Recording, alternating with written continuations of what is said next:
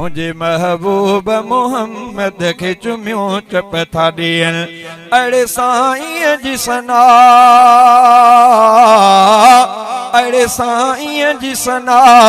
अड़े साईं जी सना गाए पयों दिलियूं ठरन मुझे महबूब मोहम्मद के चुम्यो चप था दियन मिठे महबूब जे नाम में तासीर वडो चप गॾिजी था वञनि एडो मोहम्मद आ मिठो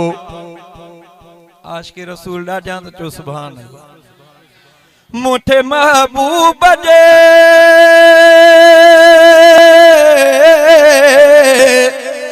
मिठे महबूब जे नाम में तासीर वडो चप गॾिजी था वञनि एडो मोहम्मद आ मिठो माखी मिसरी न पुॼन माखी मिसरी न पुॼन माखी मिसरी न पुॼन खंड पताशा न पुॼन मुझे महबूब मोहम्मद के चुम्यो चप था दियन जियां आ पाण मिठो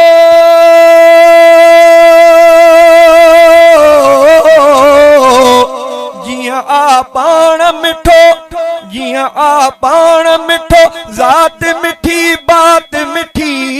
इएं आ मुहिब जी सलवात मिठी नात मिठी सब सलवात पढ़ी सब सलवात पढ़ी सब सलवात पढ़ी बात मनी खुश था थियन मुझे महबूब मोहम्मद के चुम्यो चप था दियन पंहिंजे महबूब मथा सोहणा सजा घोर कया तंहिंजी हिक झलक मथा सदके वञा तंहिंजी हर झलक मथा सदके वञा जिन जानीअ खे ॾिठो जिन जानीअ खे ॾिठो जिन जानीअ खे ॾिठो साह पया सदके कनि मुझे महबूब मोहम्मद के चुम्यो चप था दियन मुझे महबूब मोहम्मद के चुम्यो चप था दियन जेको सरदार नबियन जे महफिल जो बणियो उहो दिल दिल के मिठो मुस्तफा मन ठार वणियो जंहिंते क़ुरान लथो अल्लाह तव्हांजे बि ॾोह न आहे तव्हांजी सुभान अल्लाह मां सम्झी वियुमि बसि मुख्तसर तो जैते कुरान लथो जैते कुरान लथो जैते कुरान लथो अर्श ते प्यासे कर मुझे महबूब मोहम्मद के चुम्यो चप था दियन जंहिंजी शहज़ादा जमाअत भी सची आहे सजी सब असहाब सचा सब असहाब सचा सब असहाब सचा ऐं थी सचा आले नबी ॾाढा चो सुभान अल्लाह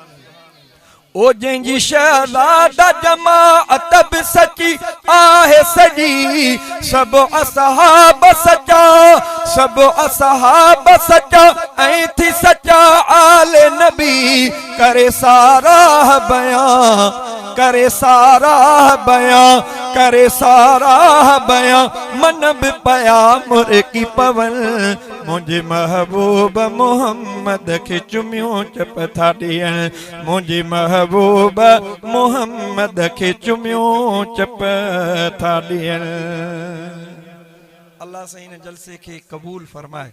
अल्लाह तांजे कदम कदम कबूल फरमाए अल्लाह सही सभिनी जो अचण कबूल फरमाए अल्लाह से मोहम्मद परेल जी हिन मेहनत के खैर खैरात के कबूल फरमाए उन जी न्याणी जेका दुनिया में ना है अल्लाह ताला उन जे कब्र ते रहमतुन जा मींहं वसाए जेके भी वॾड़ा अज़ीज़ करीब असां तव्हांजा हमेशा लाइ विछड़ी विया अल्लाह सभिनी जी कामिल मग़फ़िरत फरमाए